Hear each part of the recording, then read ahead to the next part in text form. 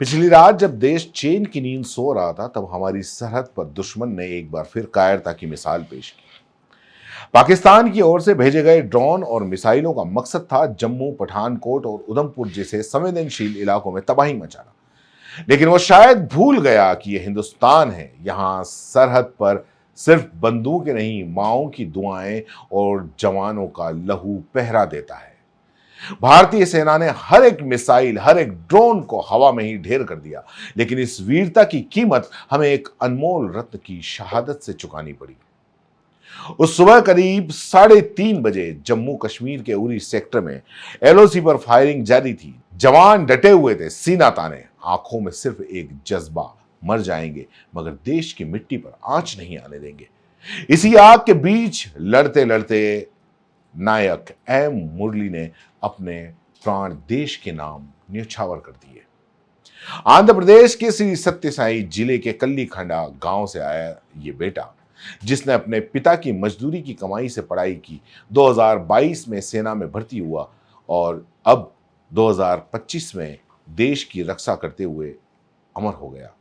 यह अग्निवीर था जो भर्ती हुआ था। उसकी पहली पोस्टिंग असम, फिर पंजाब और आखिर में जम्मू कश्मीर।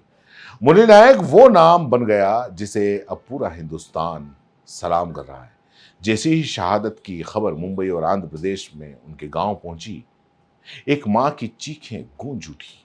एक बाप की आंखों से आंसू थम नहीं रहे थे, मगर चेहरे पर था सिर्फ गर्व। हमने एक बेटा खोया नहीं, देश को अमर सपूत दिया है। महाराष्ट्र के डिप्टी सीएम एकनाथ शिंदे और आंध्र प्रदेश के मुख्यमंत्री चंद्रबाबू नायडू ने श्रद्धांजलि देते हुए कहा, हम इस बलिदान को कभी नहीं भूलेंगे। ये सिर्फ एक जवान की मौत नहीं, ये देश की आत्मा का जागना है।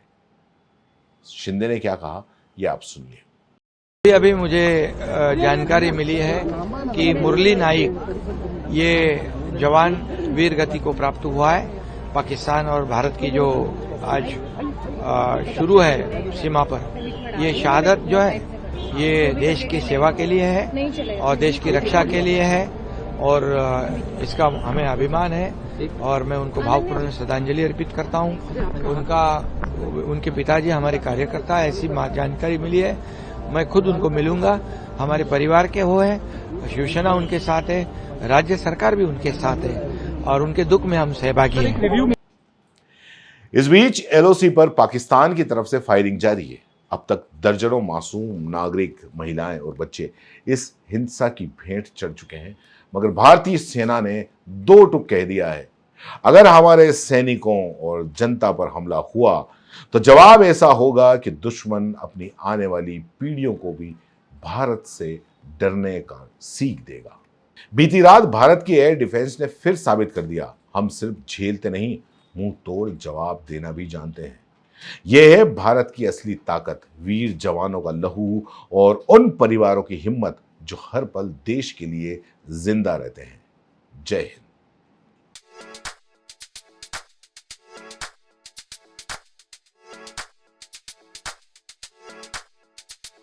R&T ग्रुप ऑफ कॉलेजेस, यहाँ आपको मिलता है world class infrastructure in India, well equipped science laboratories, agriculture की यूनिक सीड लैब भी, digital library, computer lab with AI technology, digital board सभी छात्रों के लिए, ऑनलाइन स्टूडेंट्स के लिए पॉडकास्ट रूम भी अवेलेबल है। चित्तौड़गढ़ जिले और MLSU उदयपुर का एकमात्र एक्रीडेटेड कॉलेज। कोर्सेज हैं जिनमें BCA, BCom, BSc, bio, maths, agriculture, BA, B.Ed, BA, B.Ed, BSc, B.Ed, BSTC, MA, MSc, MCom।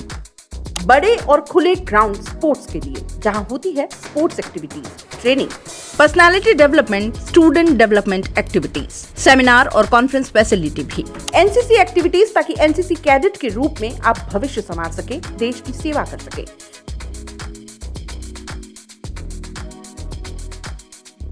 ये विजन है R&T and Vivekanand group of colleges के चेयरपर्सन डॉक्टर वसीम खान का। तो आज ही ज्वाइन करें R&T and Vivekanand group of colleges.